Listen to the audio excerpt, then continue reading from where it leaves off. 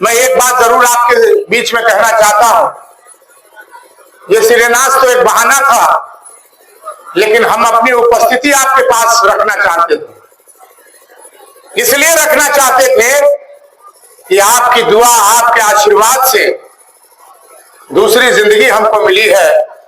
जो मेरी तबीयत खराब थी, लेकिन आपका आशीर्वाद, आपका दुआ, क्योंकि हमने, हमारे परिवार के लोगों ने राजनीतिक जीवन में कभी भी प्रतिशोध की भावना नहीं रखी, कभी भी किसी को बिगाड़ने का काम नहीं किया।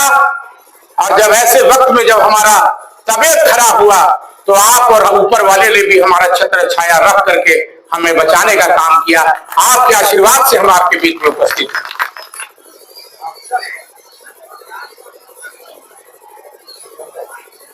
बहुत सी रोडें जो अभी हमारे अध्यक्ष जी डॉक्टर साहब बता रहे थे, ताहिर जी इसके गवाह है, करीब करीब तमाम रोड, पूरे भवनाथपुर विधानसभा के तमाम रोड हम लोगों ने विधानसभा विभाग स्तरीय लिखने का काम किया है।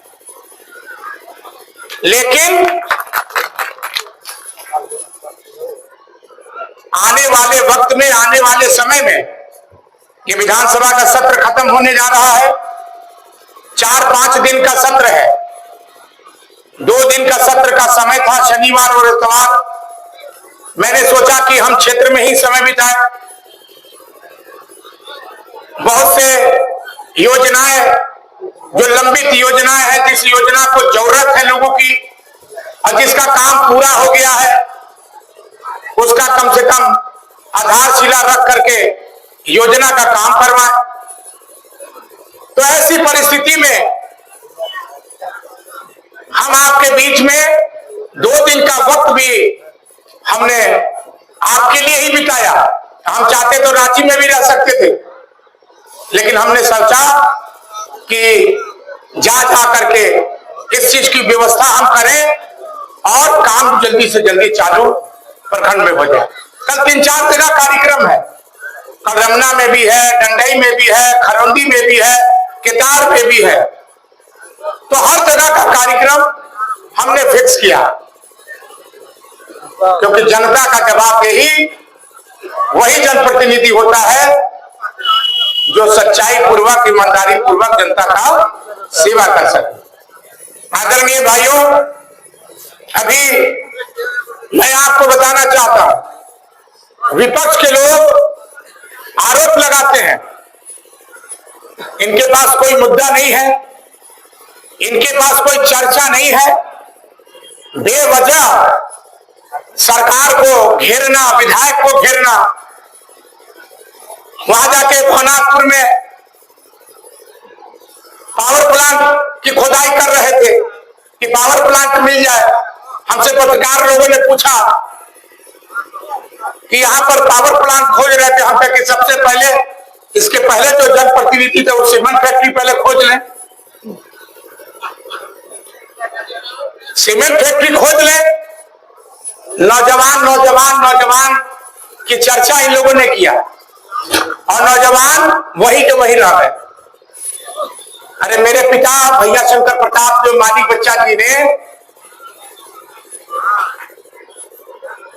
सिर्फ एशिया का सबसे बड़ा क्रशर प्लांट नहीं खुलवाया था, पूरे विधानसभा में आज जितनी बड़ी डैम है, सब मालिक बच्चा जी का देन है कि आज डैम आज भी जीवित है। अभी बलहा का चर्चा इन लोगों ने किया कि बलहा डैम बनना चाहिए, बलहा टूट गया है। और यहां बलहा के 10 साल जनप्रतिनिधि रहे, उसकी चर्चा भी नहीं की। आदरणीय भाइयों, मैं एक बात आपको कहना चाहता हूं। आज पावर प्लांट की चर्चा है। 50,000 परिवार भवनाथपुर में रोजी रोटी पेट चलता था, वो किसका देन था? एशिया का सबसे बड़ा क्रशर प्लांट मेरे स्वर्गीय पिता भैया शंकर प्रताप जो मालिक बच्चा जी का देन था। जब वो बंद हो गया, जब 2009 और 2014 में हम विधान मैंने सोचा कि जिस तरह से पिता ने कृषक प्लांट लगवाया वो बंद हो गया, तो हम कम से कम पावर प्लांट का निर्माण कर सके। हमने कोई चुनाव में वादा भी नहीं किया था, लेकिन पिता के पुत्र होने के नाते जो जिम्मेवारी और जो जवाबदेही उस समय हमें मिली थी, उसका मैंने ईमानदारी पूर्वक निर्माण किया और 1320 मेगावाट का पावर प्लांट का आधारशिला आदरणीय मुख्यमंत्री उस समय तत्कालीन यही हेमंत सोरेन जी के द्वारा आधारशिला रखवाने का काम किया था। जब मैंने बाउंड्री वॉल का टेंडर होने लगा तो पूर्व के जनप्रतिनिधि कहे कि हाथा का टेंडर न हो बा। अरे भैया, जहां अरबों खरबों का सामान पावर प्लांट में लगता है तो सबसे पहले घेराबंदी होती है। अगर आप स्कूल का निर्माण कराते हैं तो स्कूल के में भी चार दीवारी होता है। उसी तरह जब प्लांट का निर्माण होता है तो सबसे पहले चार दीवारी होता है। मैं चुनाव हार गया और लगातार 2 बार विधायक इसके पहले जनप्रतिनिधि रहे, उसके पहले 2005 में भी रहे। कभी भी नौजवानों की व्यवस्था इन्होंने नहीं देखी, लेकिन जब हमें 2009 में मौका मिला तो हम कांग्रेस की सरकार थी और तत्कालीन मंत्री केंद्र के कैबिनेट मंत्री बेनी प्रसाद वर्मा जी से 543 एकड़ जमीन पावर प्लांट के लिए सेल के द्वारा ट्रांसफर करा दिया गया। और जब हमने ट्रांसफर कराया, आधारशिला रखवाया, फिर 6 महीना बाद चुनाव हुआ, मैं हार गया। उसके बाद कौन विधायक था? इसके पहले के विधायक थे। 2017 में पावर प्लांट को रद्द कर दिया गया। 2019 में मोरिया कोल ब्लॉक को रद्द कर दिया गया। कौन करवाया? छोटे राजा विधायक नहीं था, जो यहाँ का जनप्रतिनिधि विधायक था। उसने षड्यंत्र रच करके नौजवानों के कंधे पर छुरा मार करके घोप करके इस योजना को, बड़ी योजना को खत्म कराने का काम किया। और आप बोलते हैं कि पावर प्लांट का क्या हुआ? 17 का 19 का जवाब दीजिए। जनता के बीच में आप जनप्रतिनिधि थे, आपसे सवाल लोग पूछेगा कि 17 में क्या हुआ, 19 में क्या हुआ। आदरणीय भाइयों, आज भी माननीय मुख्यमंत्री जी जब कभी भी हम मिलते हैं तो सबसे पहला काम हमारा रहता है कि प्लांट की चर्चा करें। और मैं जब 2024 में आपके आशीर्वाद से मैं जब इस क्षेत्र का विधायक बना तो सबसे पहले विधानसभा में गैर सरकारी संकल्प के माध्यम से पावर प्लांट की चर्चा हमने की। पावर प्लांट कहां किस स्थिति में है। अगर हम चुनाव नहीं जीतते तो आपको भी नहीं पता चलता, बनासपुर के लोगों को भी नहीं पता चलता, बनासपुर विधानसभा के लोगों को भी नहीं पता चलता कि 2017 में और 2019 में चुपके खेला करके इनके पहले जनप्रतिनिधि ने रद्द करवाने का काम किया। क्या इसलिए आप विधायक बने थे? इसलिए आप माननीय मंत्री बने थे? सब कुछ तो आपको निछावर यहाँ के नौजवानों ने करने का काम किया। 3 बार इस क्षेत्र के विधायक बनाने का काम किया।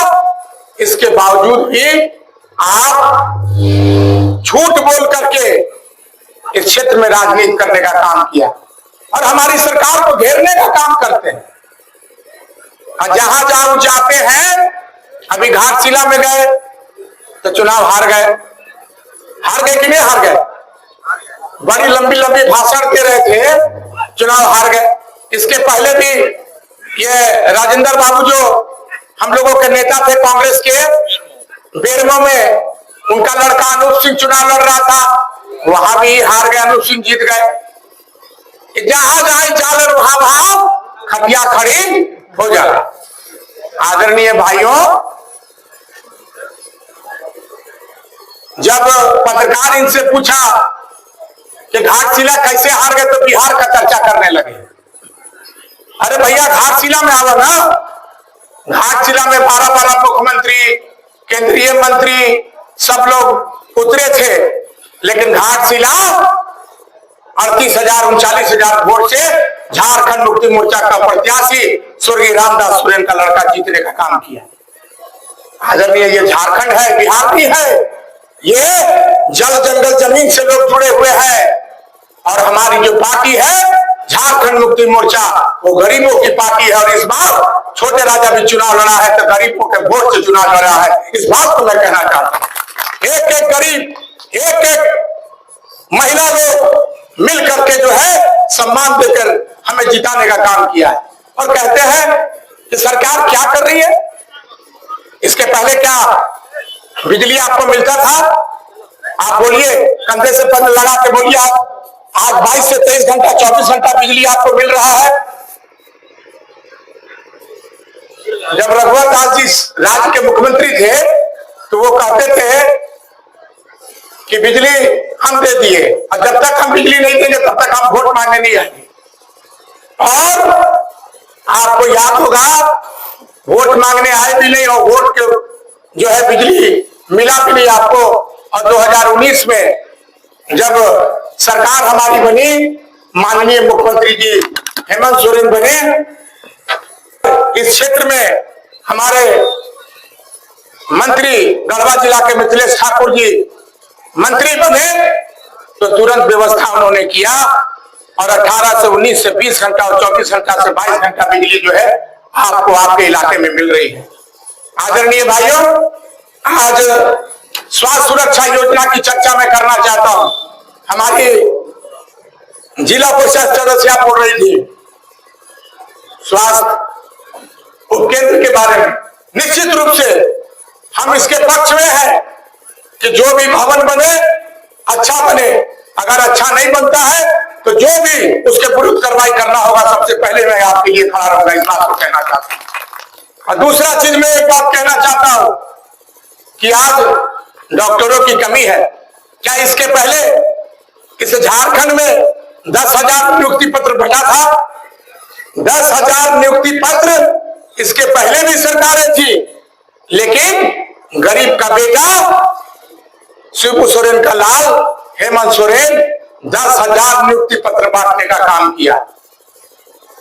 और निश्चित रूप से हमारे मंत्री इरफान सिंह से भी हम बराबर मिलते रहते हैं और उन्होंने घोषणा किया है कि मैं नगर उटारी भवनाथपुर विधानसभा में आऊंगा और 100 बेड का आधुनिक अस्पताल नगर उटारी अनुमंडल में खुलवाने का काम करूंगा ताकि आपको गढ़वा नहीं जाना पड़े।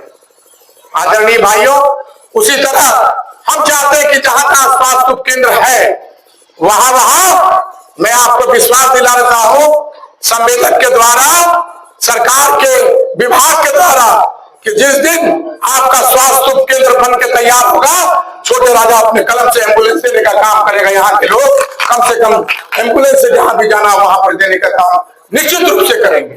छोटे राजा मैं पूछना चाहता हूं विरोधियों से, मैया सम्मान योजना का राजनीति हुआ, मैया सम्मान योजना को दबाने के लिए चुनाव में गोगो दीदी लाया गया। सरकार हम है, राज्य में हमारी सरकार चल रही है, गोगो दीदी ला करके गुमराह लोगों को किए। इसके बाद माननीय मुख्यमंत्री जी ने कैबिनेट में पास कर दिया कि 2,500 रुपया जो है हम हमारी सरकार बनेगी तो देंगे। और सबसे पहला कलम जब शपथ ग्रहण समारोह के बाद अकेला मुख्यमंत्री शपथ लिए थे, शपथ ग्रहण के बाद सबसे पहला कलम जो है कैबिनेट में बैठा करके 1,000 से 2,500 रुपया माननीय मुख्यमंत्री जी ने बढ़ाने का काम किया। आपकी सरकार आपके द्वार कार्यक्रम चलाया।